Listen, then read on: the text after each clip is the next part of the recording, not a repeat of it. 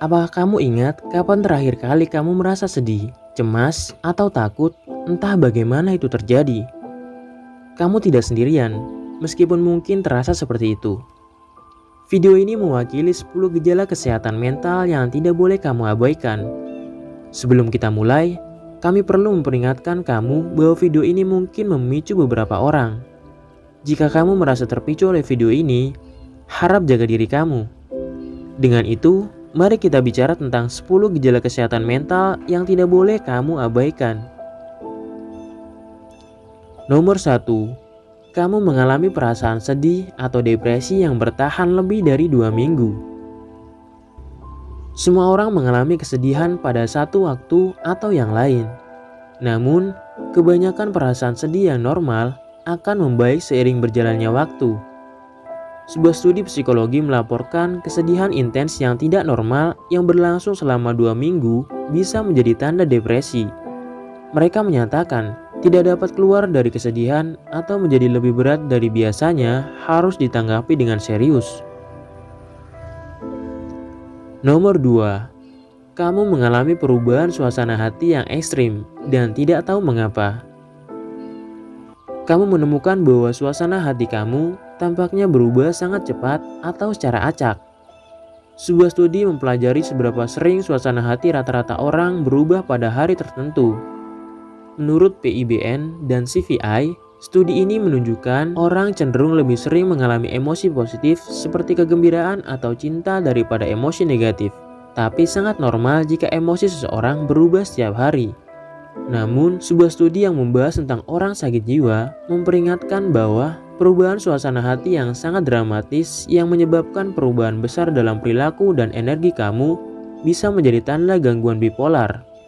Tanda itu nampak lebih jelas jika seseorang mengalami kesedihan, kemarahan, atau perasaan euforia berlebihan hampir sepanjang hari, terutama jika itu tidak ada hubungannya dengan apa yang terjadi dalam hidup kamu. Nomor 3. Kekhawatiran dan kecemasan kamu menjadi tidak terkendali. Pernahkah kamu merasa khawatir, tetapi tidak bisa mematikannya? Menurut HIMSI, itu mungkin merupakan tanda gangguan kecemasan. Tanda-tanda gangguan kecemasan lainnya meliputi mengalami masalah relaksasi, insomnia, pikiran berpacu, sakit dan nyeri yang tidak dapat dijelaskan, atau mudah tersinggung. The Anxiety and Depression Association menyarankan bahwa jika kamu pernah merasa seperti ini hampir setiap hari selama setidaknya 6 bulan, kamu harus mempertimbangkan untuk berbicara dengan ahli kesehatan mental tentang gejala kamu. Nomor 4. Kamu mulai menarik diri dari orang lain atau mengasingkan diri. Mengambil waktu jauh dari orang lain dapat berdampak positif bagi kesehatan mental dan kesehatan fisik kamu. Tetapi, bagaimana jika kamu terus-menerus membuat alasan untuk menghindari bersosialisasi? Pakar kesehatan mental seperti Raymond Starr Jr. dan Howard Dubowitz mengatakan menghindari orang atau peristiwa yang dulu kamu sukai bisa menjadi tanda penyakit mental seperti depresi, kecemasan, atau gangguan psikotik. Nomor 5. Kamu mengalami delusi atau halusinasi. Ada dua aspek psikosis, halusinasi dan delusi, sebagai rasa persepsi dan keyakinan yang menimbulkan banyak urgensi pada orang yang mengalaminya. Terlepas dari bukti, persepsi atau kepercayaan itu tidak nyata. Kemenkes melaporkan hingga 100.000 orang di Indonesia akan mengalami psikosis setiap tahun. Lebih lanjut, 1 dari setiap 100 orang akan mengalami episode psikotik sebagai gejala penyakit fisik atau mental seperti skizofrenia atau gangguan skizoafektif dalam hidup mereka. Nomor 6. Kamu semakin kesulitan menghadapi situasi kehidupan normal.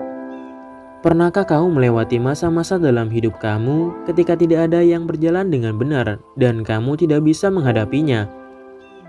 Sebuah studi kesehatan mental menyatakan masa sulit yang tidak dapat kamu lewati yang mengganggu kemampuan kamu untuk berfungsi selama lebih dari 2 minggu hingga 2 bulan mungkin merupakan tanda depresi atau kecemasan.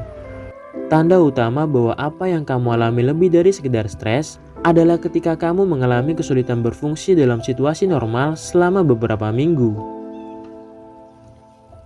Nomor 7. kamu tidur terlalu banyak atau terlalu sedikit. Fakultas Kedokteran Universitas Harvard percaya bahwa 10 hingga 18% populasi umum memiliki masalah tidur. Namun mereka menyatakan, tidur terlalu banyak atau terlalu sedikit adalah 2 atau 3 kali lebih umum pada orang yang menderita penyakit mental. Mereka menyatakan sekitar 50% orang yang hidup dengan ADHD, depresi, kecemasan, atau gangguan bipolar menderita insomnia atau hipersonia yang berarti terlalu banyak tidur. Nomor 8, kamu mulai menyalahgunakan narkoba atau alkohol. Menurut mentalhealth.gov, studi dari 4 atau 25% orang yang hidup dengan gejala penyakit mental menggunakan alkohol atau obat-obatan untuk mengobati diri sendiri seperti kemarahan dan kecemasan. Para ahli percaya, individu yang menderita depresi, gangguan kecemasan, gangguan kepribadian, atau skizofrenia lebih cenderung menggunakan obat-obatan dan alkohol sebagai mekanisme coping daripada orang yang didiagnosa dengan penyakit mental lainnya. Nomor 9, kamu mengalami ledakan kemarahan yang ekstrim. Apakah kamu pernah merasakan kemarahan yang hampir tidak mungkin dikendalikan atau terlalu berlebihan dengan situasinya? Jika demikian, kemarahan kamu mungkin memperingatkan kamu tentang tingkat stres, kesedihan yang belum terselesaikan, atau kecemasan kamu. Sebuah studi kesehatan melaporkan ledakan kemarahan yang ekstrim juga bisa menjadi tanda trauma yang belum terselesaikan, gangguan bipolar, penyalahgunaan alkohol, gangguan obsesif kompulsif, gangguan eksplosif intermiten, atau depresi. Jika kamu bertanya-tanya apakah kemarahan kamu sehat, para ahli merekomendasikan untuk mengenali tanda-tanda kemarahan fisik dan emosional kamu terlebih dahulu. Nomor 10, kamu mulai berpikir untuk menyakiti diri sendiri atau bunuh diri. Mental Health Foundation melaporkan hingga 10% orang di bawah usia 30 tahun berpikir untuk menyakiti diri sendiri atau bunuh diri. Ada banyak alasan orang menyakiti diri sendiri atau bunuh diri, seperti pelecehan atau pengabaian di rumah, kehilangan besar, trauma, atau malapetaka yang tidak dapat kamu kendalikan atau hindari. Bradford 2018 melaporkan sekitar 90% orang yang telah menyelesaikan bunuh diri juga menderita penyakit mental yang parah, seperti bipolar disorder atau depresi.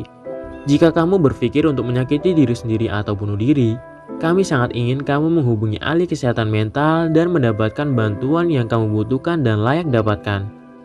Jika kamu dapat menghubungkan salah satu dari gejala ini dalam daftar ini, kamu pasti tidak sendirian.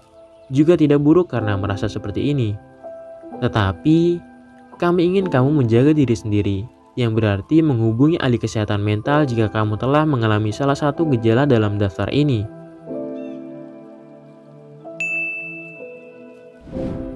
Sekian video kali ini, bagi untuk kalian semua terima kasih.